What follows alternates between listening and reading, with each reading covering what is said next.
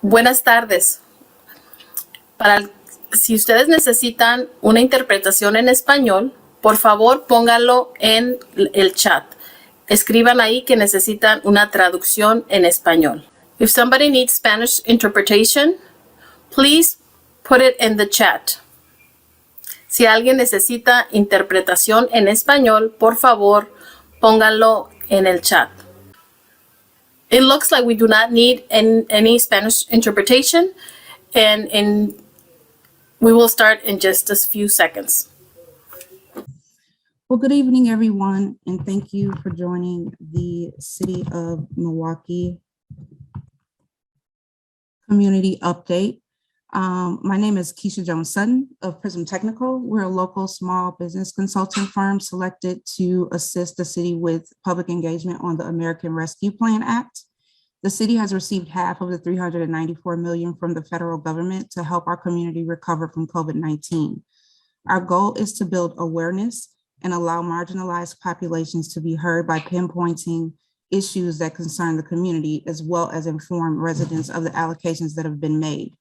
The city also wants to increase feedback from residents in underrepresented neighborhoods. So our goal tonight is to let you know our efforts and, more importantly, to ask for your support and feedback.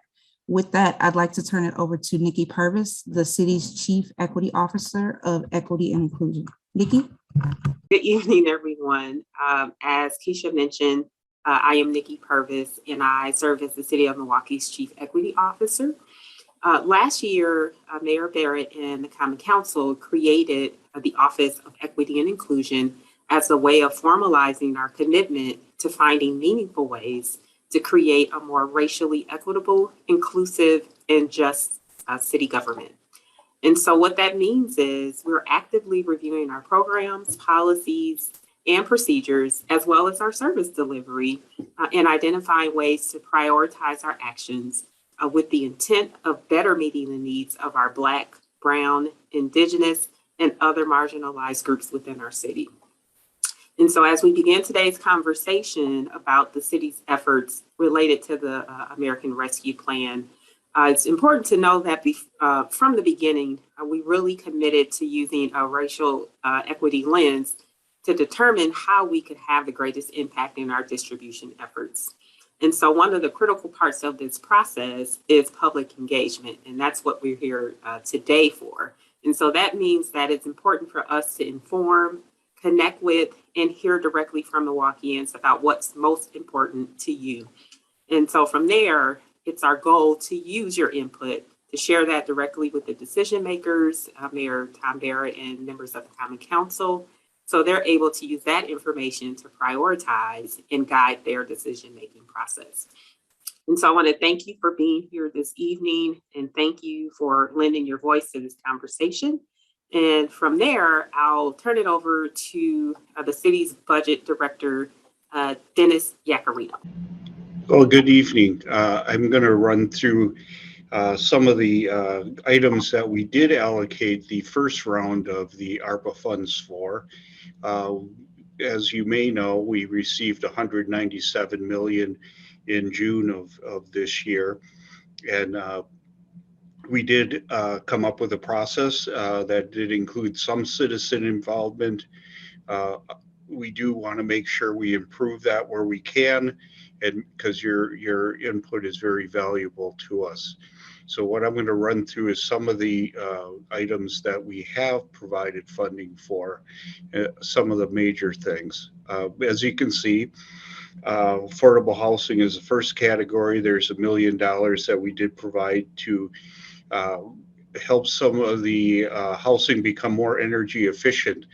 We do know energy bills are a large portion of the ability to stay in your home. So working to reduce energy consumption will reduce bills. 1.8 has been provided for a right to counsel to assist in eviction prevention support.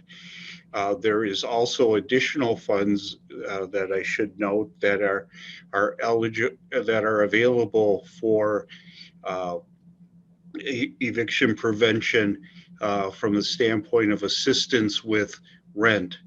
Those are provided for the city by the Social Development Commission. So if you're having issues paying your rent and have fallen behind, please contact that organization. They should be able to help you out. 4.5 million was provided for existing affordable housing programs. Some of them you might have seen. We do have a program that assists homeowners with repairs to items that might be facing an inspection fee or fine. So some of that money will go to that, about $1 million of that. There's also some loans that we will be able to provide for fixing your house as well. 9 million will go to West Lawn to the completion of that. That will almost get them there. I think they need about 6 million more that they're searching for, but this will get them well on their way to completing that large housing program. 15 million will be provided to assist in renovation of city-owned properties and make those available on the market to potential homeowners. We expect to get about 225 houses taken care of with the $15 million. Next slide. Early childhood is also an important piece of what the city is looking to fund. Both are intended to assist in the areas of maintaining the childhood workforce, childhood education workforce, excuse me. 1.3 million will go directly to dual enrollment and fellowship programs to help build a more diverse workforce in the child healthcare area. 5.1 million will go directly to organizations providing child care services to help fund employees. It will provide a supplemental payment to employees in an effort to retain employees in those critical services. Next slide. Workforce development is also another category. 3 million will be provided to support employment programs that are related to energy efficiency and lead abatement. The other thing where we provided additional funds of 26.1 million was to address lead in houses, the lead paint issue. So 26.1 million has been provided for that purpose. This portion of this is not of the 26, this is in addition to the 26, but this is to allow individuals to train in lead abatement efforts. 1.3 million is provided for the Earn and Learn program. We did provide 3.8 million earlier this year to run the program for 2021. This will be some funds that will be provided to help fund Earn and Learn summer programs. I believe it will fund about 1,500 youths this summer. Next slide. I mentioned during the previous slide, there is $26 million to handle a number of lead abatement for houses. This should take care of a significant amount. However, there is a significant amount of houses still to address, but this will definitely make a dent in that effort. This will be part of an intended larger program that would fund, I believe it's 76 to 78 million that we were looking at initially. We would like to, though, get your comments and input on that program as well. But the initial plan is to look at that. $15 million, most of it was provided to the health department to provide for COVID response, to keep the tracing and tracking efforts as well as vaccination efforts going in the health department, as well as a small amount For the fire department, the library, and the Office of African American Affairs, the amount that went to the library should help to make the neighborhood libraries safer for the public and hopefully reduce the risk of spreading the virus. $3 million was provided to the Office of Violence Prevention to address the crime increases. This will be in addition to $8 million that was provided by the state as well. So there'll be a significant investment moving forward in violence prevention. $10 million was provided to improve street lighting. This will, the intent is to improve the circuitry in the street lighting in an effort to prevent outages. This is a significant investment that we haven't made, but this should take care of 13 of the worst areas in the city for outages. There's $2.3 million provided to help keep the city clean in DPW. This will provide for additional staff to make sure the city remains clean. $7.1 million was provided to address reckless driving. $6 million of that will go to the Department of Public Works to do specific projects related to reducing reckless driving. They could be curb bump outs, speed bumps, any number of things to reduce the crime. 7.1 will go to the police department for enforcement. What I'd like to now proceed is just it will be another installment paid to us of $197 by the federal government.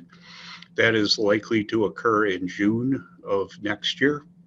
And we will have a process again to look at how we would spend the money. But the efforts now are to get your input into the ideas that we want to look at and how to spend the money in the future. So thank you.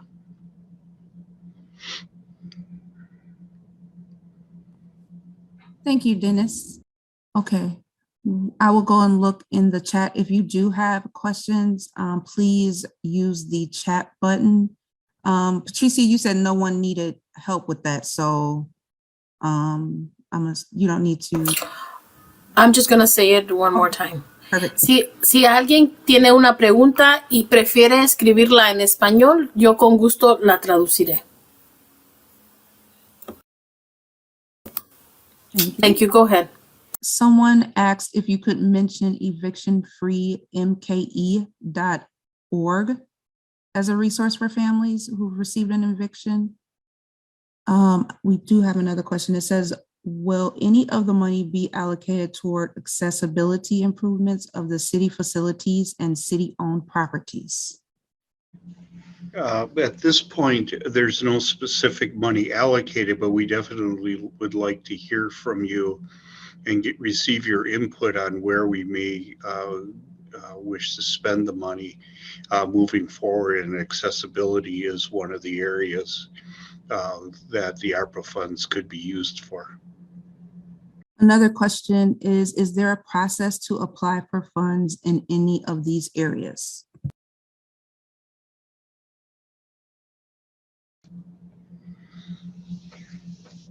That is a very good question. We, at this point, do not have a process to receive requests from outside agencies. However, we do take input from those organizations and would like to hear from you. We have allocated some funding to outside organizations. Employ Milwaukee is technically separate from the city and is an independent organization, as well as some of the funding that will go to early education to supplement worker wages. That will go to the individual facilities that employ those individuals. So there are situations where we will work with you to make that happen. We will likely need to work together on those things because the reporting for the federal government is rather strict, but we would want to make sure that everything's a success. So we would definitely work with you. And I would provide the input on your suggestions to us.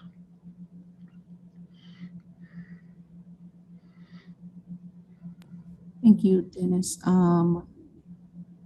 Another question was, or maybe it's just a comment, she just wanted to say areas on training to access opportunities in today's digital climate, such as Zoom and other training and things like that, so that people know how to get to this.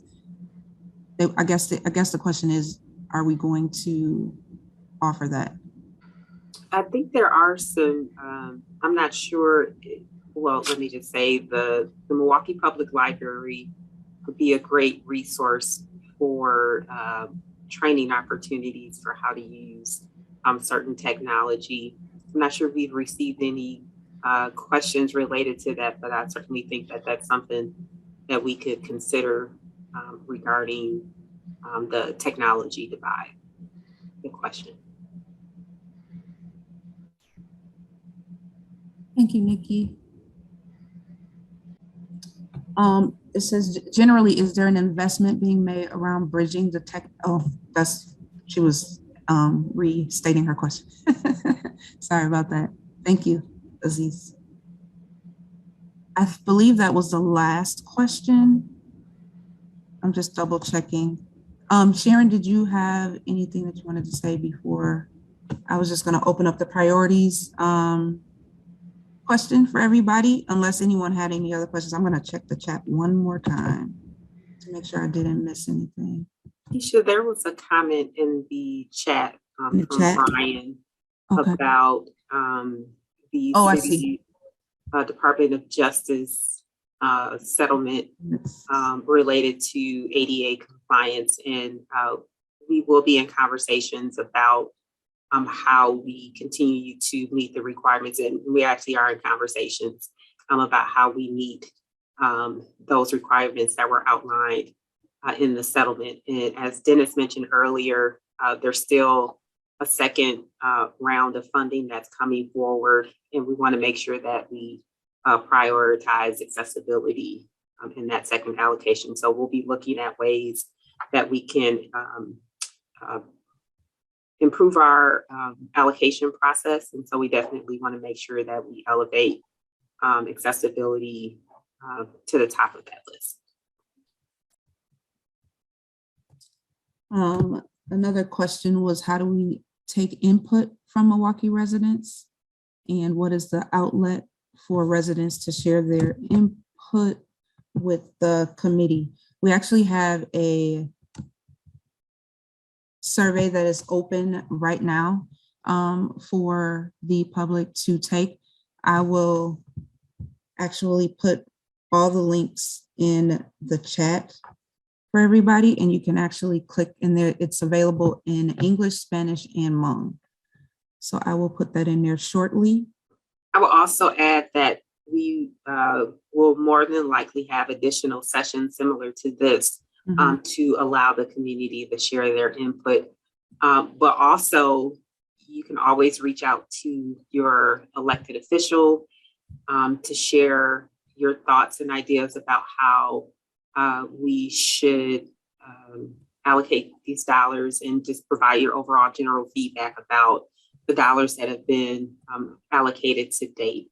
We certainly understand that, you know, it's really important that we meet people where they are. So outside of this virtual environment, we're still being very cautious about COVID, and especially the Omicron variant, but we want to make sure that we find as many ways as possible to get your input. So you could, but just a reminder, you can always reach out to your elected officials as well. Thank you, Nikki. I've also put the link to the survey. It will take you to the English version, but you will be able to click if you need to go to the Spanish or Hmong version as well from that page. And we're also doing focus groups with different organizations around in different communities for underrepresented residents as well. So we have a lot of things going on to make sure that we are, as Nikki said, meeting our community where they are in just different areas. So we're doing live, we'll do Zoom, and we'll also do focus groups. We're hoping that you'll take time tonight to fill out the survey as well as share it with people that you know so that we can get as much feedback as possible. Sorry, we do. We have 2 more questions. It says, when will the funding that has been decided on begin to flow?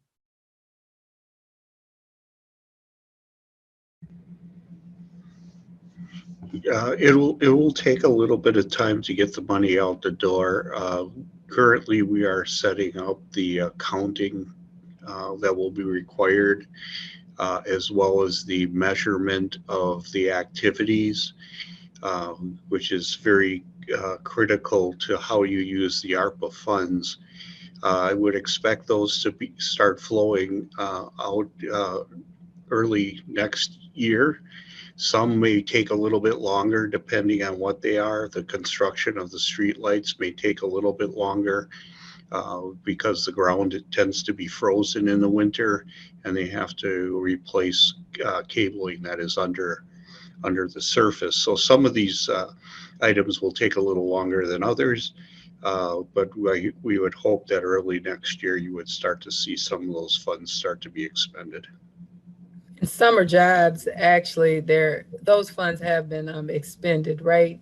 Dennis, you may want to. Yes, actually, the summer youth program did hire about 1,500 youths this year, and they were hired, I believe, for 8 weeks, and we intend to run a very similar program next year. So that will start sometime after school is done.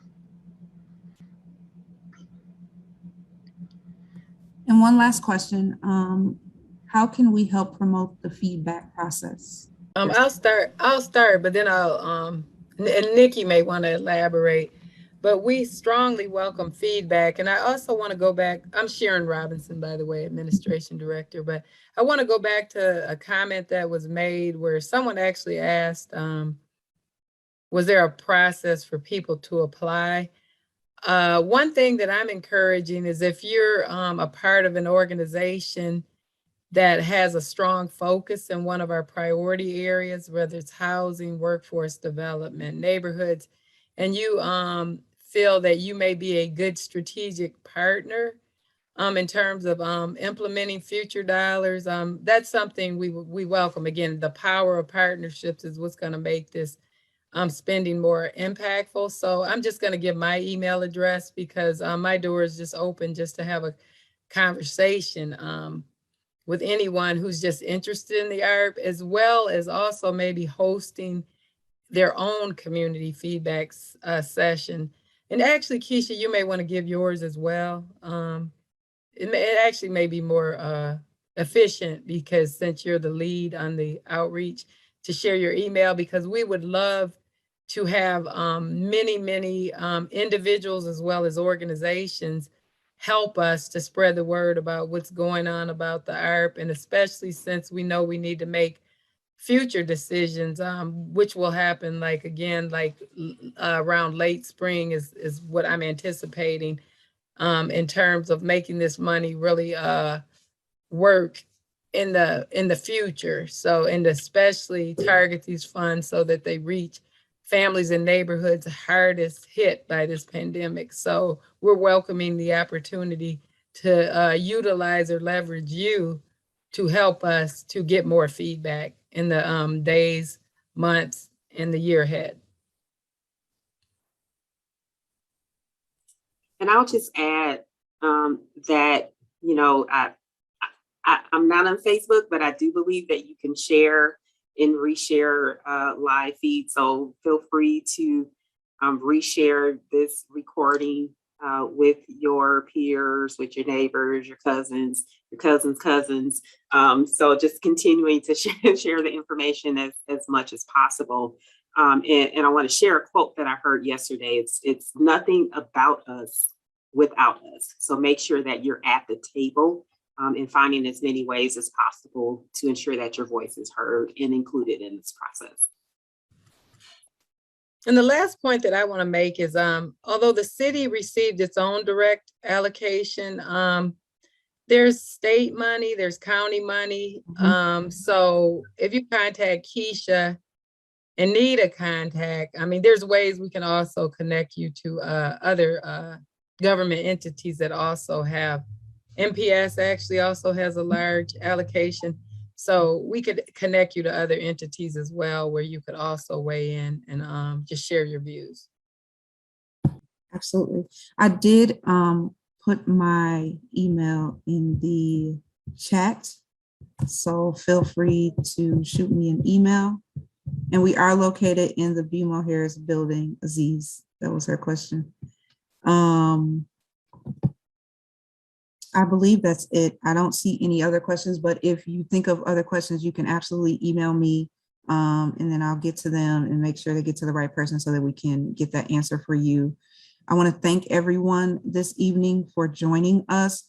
As Dennis said earlier, we will have additional sessions just to keep you updated with the process and also just keep the community in the know with what's going on with different things. So look for us. We'll also be at different events as well as we're doing focus groups and things like that. So if you want to get in contact with us or you want us to present to someone, your group, please just get my email out of the chat and I'll be sure to connect with you. Thank you. She said we have positive spirit and good energy. So thank you. everybody. Thanks, everyone. Thank you. Have a good night. Gracias. Thank you.